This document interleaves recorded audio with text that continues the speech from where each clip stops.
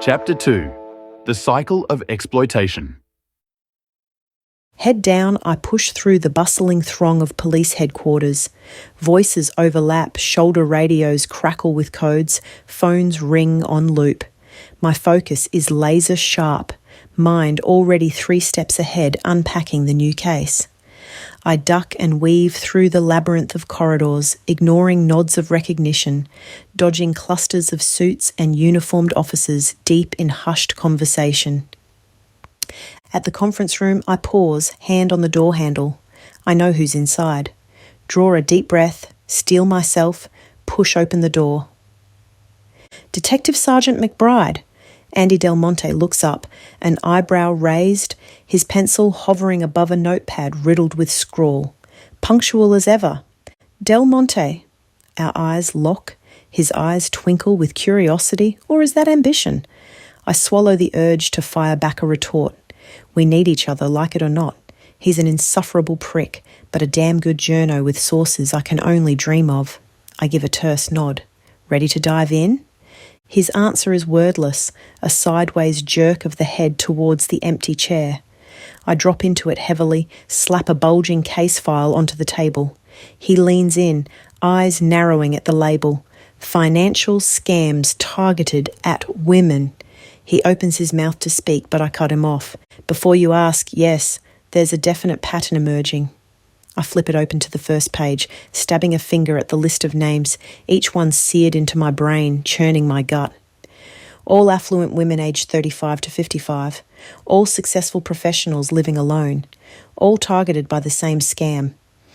As I regurgitate the details, I can already see the story forming in his mind, the headlines he'll craft to hook readers, the outrage and sympathy he'll stir up. But there's more to this than a juicy scoop. Each name on that page is a life shattered, savings wiped out, self-worth obliterated. Just like my son's before the grief swallowed Brett and I whole. Christ, Steph, keep it together. Compartmentalise. I shake off the memories threatening to drag me under, recenter on Andy's face as he scans the pages, scribbling notes. His eyes flick up to meet mine. This stinks to high heavens, Steph. He taps his pencil. The amount stolen, the MO, the profile of the victims. I'd bet my bollocks this is all one crim. A bloody sophisticated one too. No shit, Sherlock. I resist the urge to roll my eyes. Save the sleuthing for the dark web chat rooms where you dwell. What I need right now are leads, names, digital footprints, anything to track this scumbag down. He opens his mouth to object, reconsiders, snaps it shut again, sighs, then nods slowly. Leave it with me. I've got a few contacts I can squeeze. We'll nail this fucker, Steph. Count on it. Under the bravado, I hear the undercurrent of rage in his voice, feel the shared hunger for justice blazing between us. Maybe the smug bastard's human after all. Right then. I stand abruptly, gather the file. First interviews in 10 with the latest victim. You coming or what? His chair scrapes back any answer. Laptop slams shut, papers rustle into satchels. The hunt is on. The stark fluorescent light of the interview room makes Sarah's blonde hair with dark roots appear almost white. Her red-rimmed eyes are downcast, fixed on her trembling hands, gripping a crumpled tissue. Everything about her screams vulnerability, ratcheting up the anger simmering under my skin.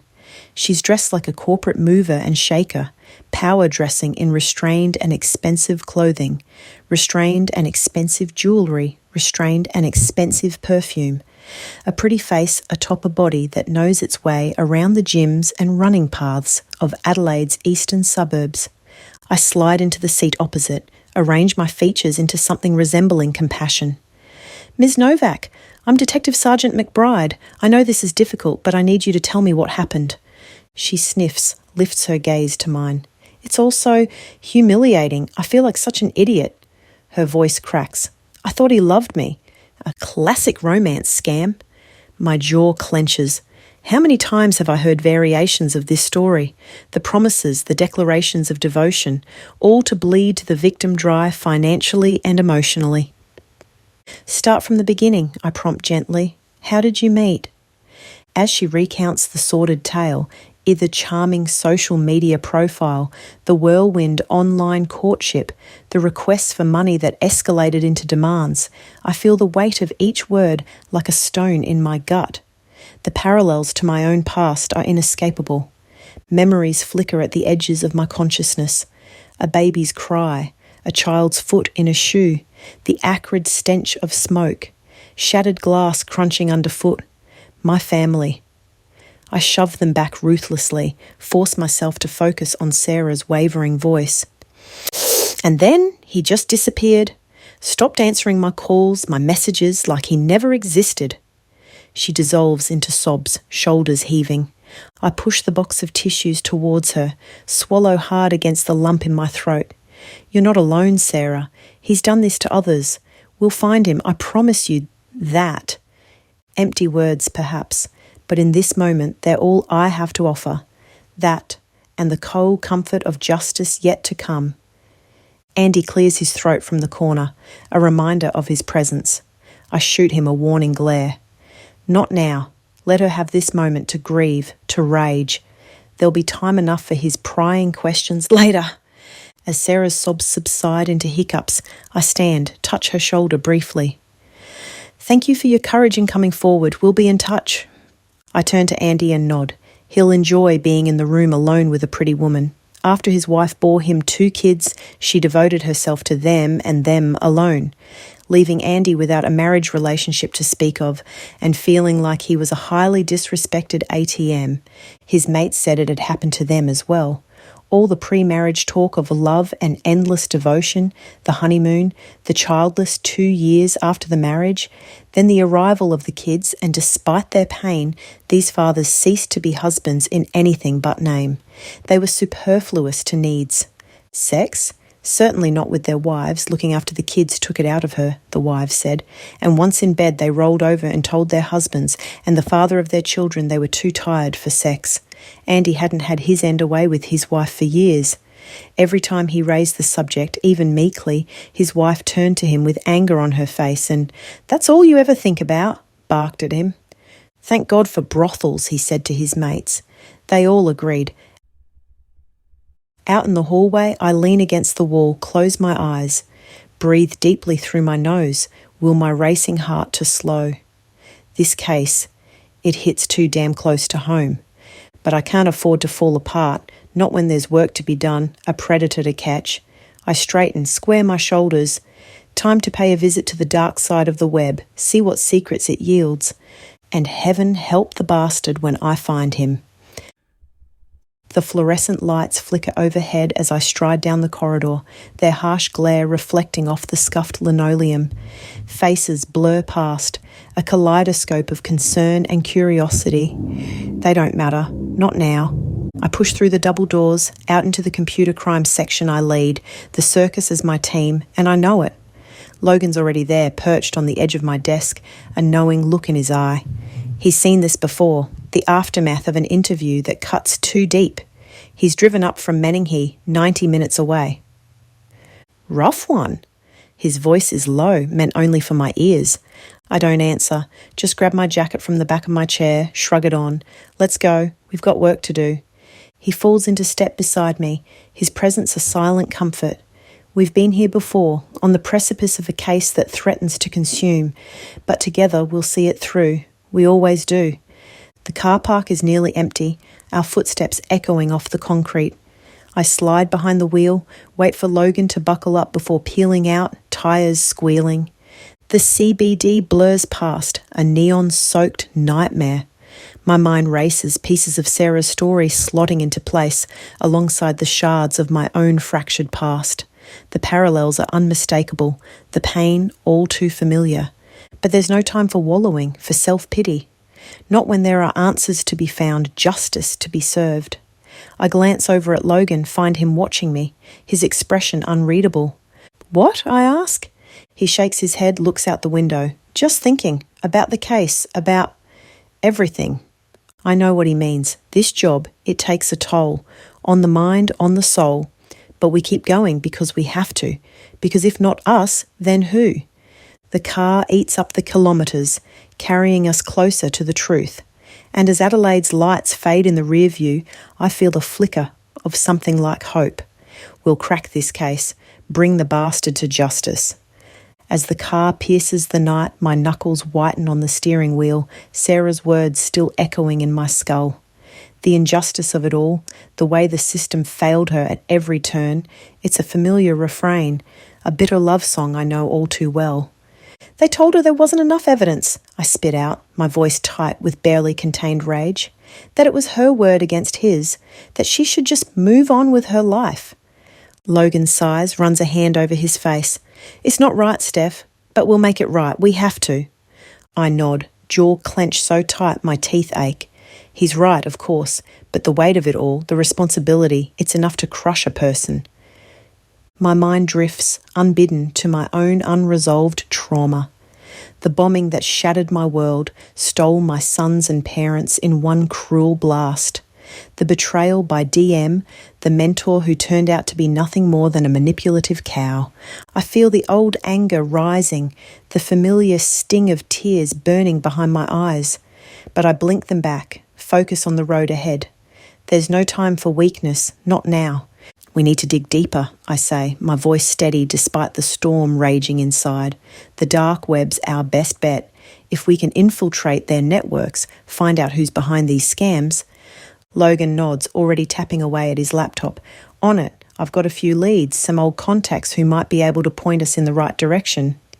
I spare him a glance, a flicker of gratitude amidst the turmoil. He's always been there, through thick and thin. A partner, a friend, maybe something more, if I'm honest with myself. But those are thoughts for another time, another place. For now, there's work to be done, justice to be served.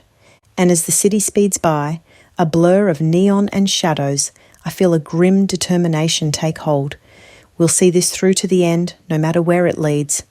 No matter the demons we have to face along the way. The office is quiet as I make my way back to my desk, the only sound the distant hum of voices from the circus. I sink into my chair, stare at the scattered files and notes littering the surface. The weight of Sarah's story hangs heavy on my shoulders, a reminder of the stakes we're up against.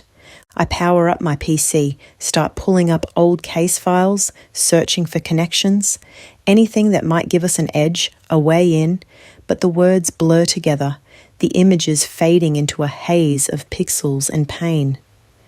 You need to take a break, Steph. Logan's voice cuts through the fog, and I glance up to find him leaning against the doorframe, 2 steaming mugs in hand. No time, I mutter, turning back to the screen. These bastards aren't going to catch themselves.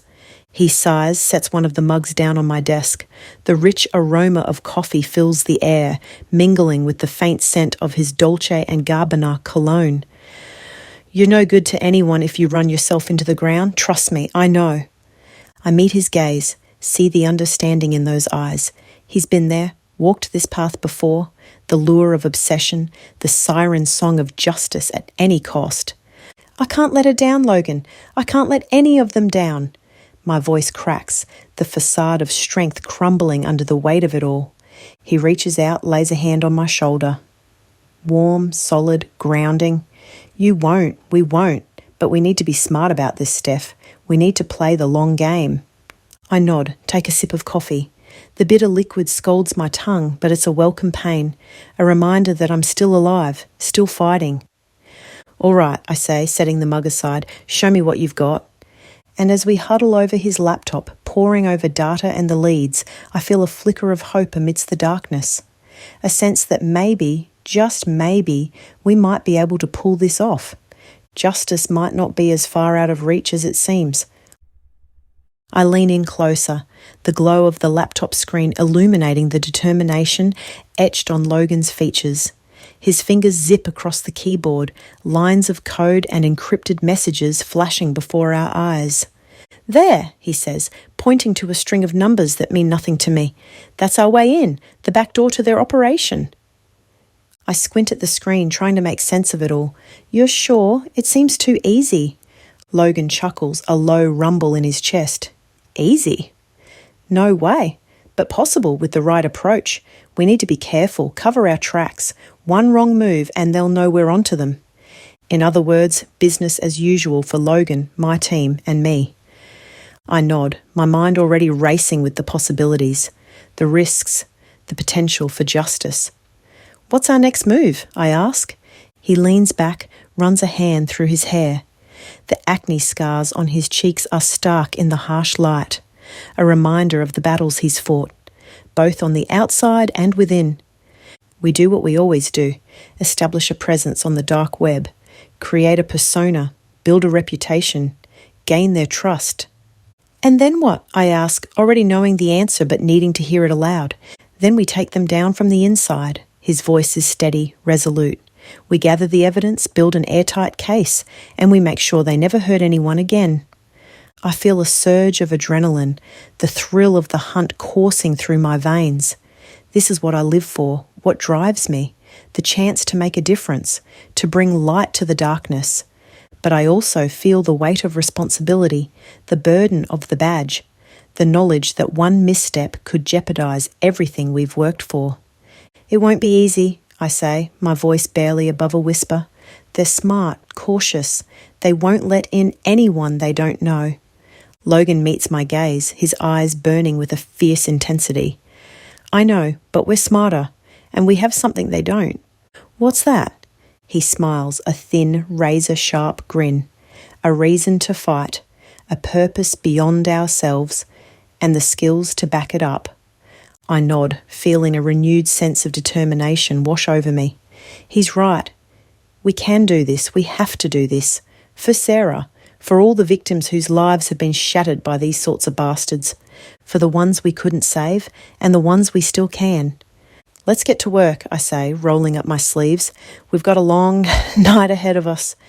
And as we delve deeper into the twisted labyrinth of the dark web, I feel a sense of clarity, of purpose, a knowing that no matter what happens, no matter how hard the road ahead, I'm exactly where I'm meant to be, fighting the good fight, one bite at a time. The glow of the computer screen bathes my face as I watch Logan's fingers power across the keyboard, his movements precise, almost hypnotic. Strings of code flash by, a language I sometimes understand but trust implicitly in his hands. My mind drifts to Sarah, her haunted eyes, the way her voice broke as she recounted her story. The shame, the guilt, the helplessness, feelings I know all too well. How many more are out there suffering in silence? How many lives torn apart by greed and cruelty? I'm in, Logan says, his voice cutting through my thoughts. We've got access to their main forum. I lean forward, scanning the screen. Names, dates, sums of money. A sickening ledger of exploitation. Can we track them? Find out who's behind this? He nods, his jaw set. It'll take some time, but yeah, we can trace the transactions, the IP addresses, build a case. Good. I stand, pacing the room. My mind races with possibilities, strategies, angles of attack. But beneath it all, a flicker of doubt. The knowledge that with each step forward, we're wading deeper into the mire. That the closer we get to the truth, that the more dangerous it becomes. I think of my boys, the hole in my heart that will never heal. The vow I made on their graves to never stop fighting, never stop seeking justice, no matter the cost. Steph? Logan's voice soft with concern. You okay? I pause, running a hand through my hair. Yeah, just thinking. He studies me for a long moment, his gaze penetrating. We'll get them, I promise. I nod, forcing a smile. I know, it's just, it never gets easier. Seeing the damage they cause, the lives they destroy. That's why we do this, why we fight. He reaches out, squeezes my hand. A gesture of comfort, of solidarity. I squeeze back, drawing strength from his touch. Let's nail these bastards to the wall. And as we dive back into the fray, the gloom of the room fading away until there's nothing but the mission, the hunt, I feel a flicker of hope amid the darkness. A hope that maybe, just maybe, we can make a difference. One case at a time, one victim at a time. A hope that even in the face of overwhelming odds, justice will prevail. It has to, for all our sakes. The cursor blinks on the screen, a taunting reminder of the task ahead. I stare at it, willing the words to come, the clues to reveal themselves. But the dark web is a labyrinth, a twisted maze of dead ends and false leads. Logan types furiously beside me, his brow furrowed in concentration. The clack of keys fills the air, a staccato rhythm that mirrors the pounding of my heart. "Got something," he mutters, his voice tight with excitement. "A hidden forum, invitation only, mentions of easy targets and big scores." I lean in, scanning the text. The words blur before my eyes, a jumble of code and jargon, but one phrase leaps out, searing into my brain. "Lonely hearts ripe for the picking," Logan's screen says. My breath catches, a sickening knot forming in my gut. I think of Sarah, her eyes haunted, her voice trembling as she recounted her tale of betrayal, of countless others like her, vulnerable and alone, preyed upon by soulless monsters. "We need to get in there," I say. "See what they're planning, who they're targeting." Logan nods, his fingers almost not touching the keys. "On it, give me a few hours, I'll have us set up with fake identities. We'll pose as potential investors, see if we can draw them out." I pace the room, restless energy coursing through my veins. Every minute feels like an eternity, every second a lifetime. How many more victims will fall prey while we play these games of cat and mouse? "Steph," Logan's voice sharp with warning, "we have to be careful. These guys are smart, paranoid, one wrong move, and they'll ghost us." I whirl to face him, my eyes blazing. "I know, but we can't just sit back and do nothing." He holds my gaze, unflinching. "I'm not suggesting we do nothing, but we have to be strategic, play the long game." I deflate, the fight draining out of me. He's right, of course. Rushing in blindly will only tip our hand, send them scurrying back into the shadows. "Okay," I say, my voice weary. "We'll do it your way, but we can't afford to waste time. Every day we delay, more women suffer." He reaches out, his hand warm on my shoulder. "We'll get them, Steph. I swear it, no matter what it takes."